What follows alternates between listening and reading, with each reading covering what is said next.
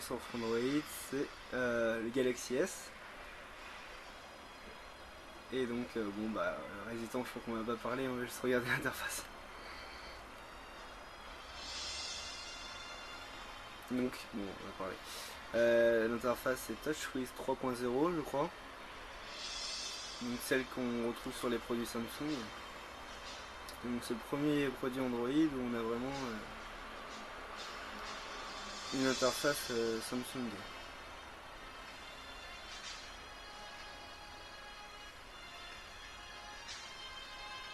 Donc,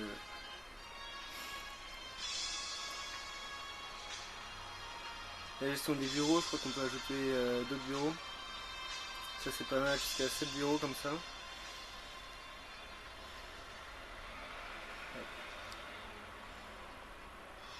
Ok, et donc il y a pas mal de widgets aussi HTC. Il y a les fonds d'écran animés. Il y a même des fonds d'écran, donc vraiment, là, les premiers c'est vraiment Samsung les premiers. Allez.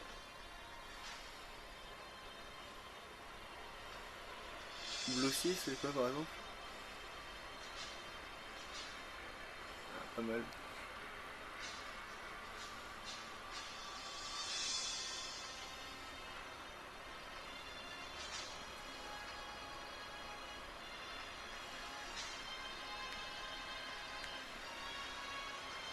Ah, le touch n'est pas pris en compte. Pas sur le fond d'écran live.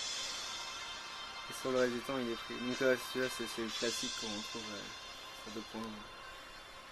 Pareil. Sinon on peut voir les applications qui sont sur par défaut, enfin natives. Oula. T'as pas mis le plus beau. T'as pas mis le plus beau.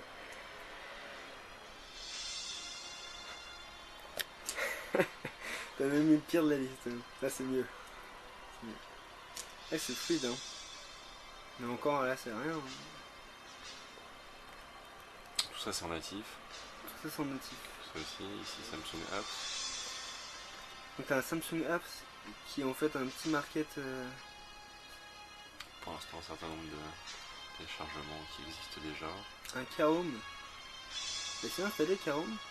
Ça peut être utile. Non, il faut avoir un dock en fait. Ah ok. Social Hub. Bon genre après je filtrerai. Genre ça là, à mon avis.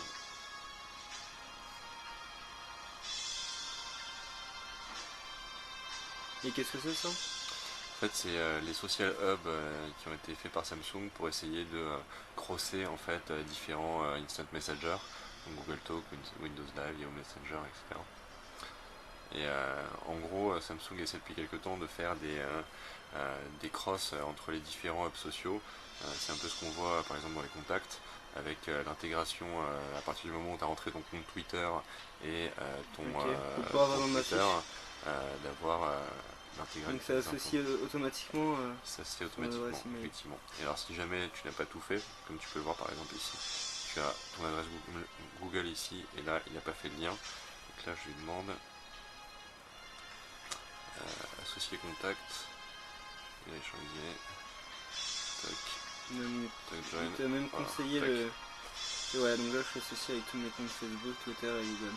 Pas mal. Alors, la liste défilante, qui va assez vite d'ailleurs, mais tu peux aussi l'avoir comme ça. Et une fois que tu es là, tac, deuxième lettre. Ah, pas mal ça. Voilà. Du coup, du bout du doigt, tu peux même faire une recherche approfondie et non pas qu'avec la Exactement. première lettre. Pas mal. Évidemment les groupes. Ok. Voilà. Historique. Et les différentes activités de tes contacts. Voilà. Ok. Et Niveau multimédia, t'as. Hop là, avec ta timeline Twitter et Ah, ta donc timeline donc Facebook qui apparaissent l'application directement dans les Twitter et contacts. Facebook par défaut. Directement intégré. Donc tout est agrégé sur une seule page. Exactement. Pas mal. Tac. Ensuite tu parlais d'applications notamment vidéo. Ouais, vidéo, parce que bon, c'est ce qui manque un peu pour le moment. Donc ça lit DivX jusqu'à 720p par défaut. Normalement ouais. J'ai pas essayé encore avec le 720p. Donc là c'est déjà très bien là. 5.1 avec les écouteurs uniquement. 5 points avec les écouteurs. Bon, donc là on voit vraiment ce qu'on retrouvait sur les produits Samsung en termes de multimédia.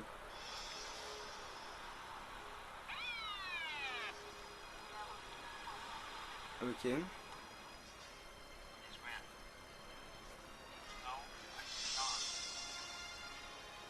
bien sûr, c'est tiré d'un DVD que j'ai ripé.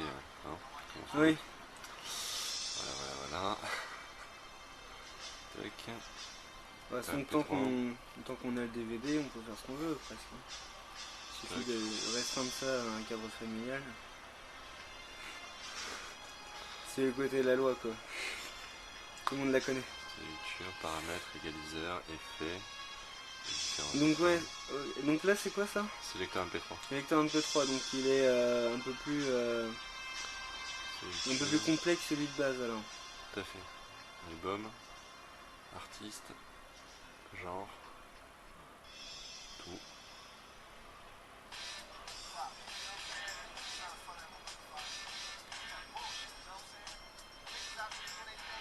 Loop.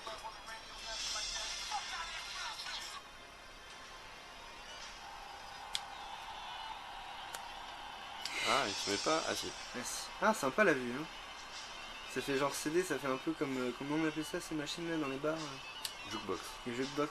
Ouais, ça fait ça. Hein. Ah, il aurait dû tourner là. Par lettre. C'est une vue circulaire qui est sympa, ouais.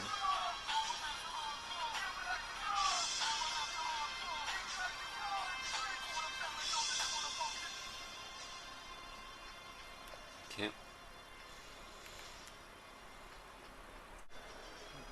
Petit coup de kill. 114 mégas de dispo. 114 mégas après le kill. Ouais, j'ai jusqu'à 180. Jusqu'à 180. Ok. Donc là c'est la galerie 2.1, ouais, ils ont repris.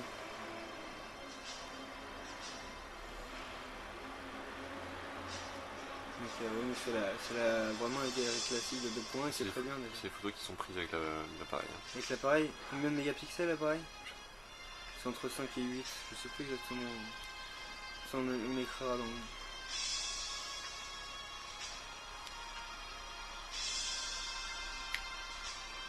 Ok. Il filme en 720p sinon t'as essayé? Il filme en 720. Plutôt sympa cette galerie. Bon bah qu'est-ce qu'on pourrait montrer d'autre? On a montré les fonctions sociales, multimédia. On a les jeux. Ce que je trouve vraiment très bien fait, c'est la partie contact, hein, avec toute la partie agrégation qui est vraiment sympa. Bon, les jeux. On peut montrer le navigateur. Donc oui, on avait vu le menu des applications et puis une liste déroulante, mais en fait des bureaux d'applications, enfin des pages d'applications plutôt. Là on va passer en Wi-Fi.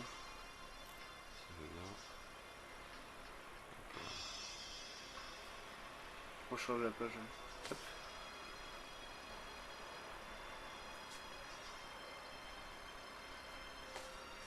J'adore l'effet des mots.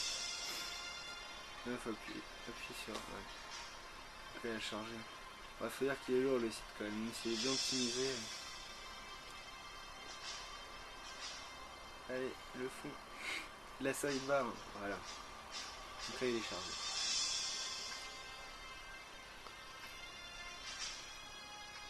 Il a pas tout chargé.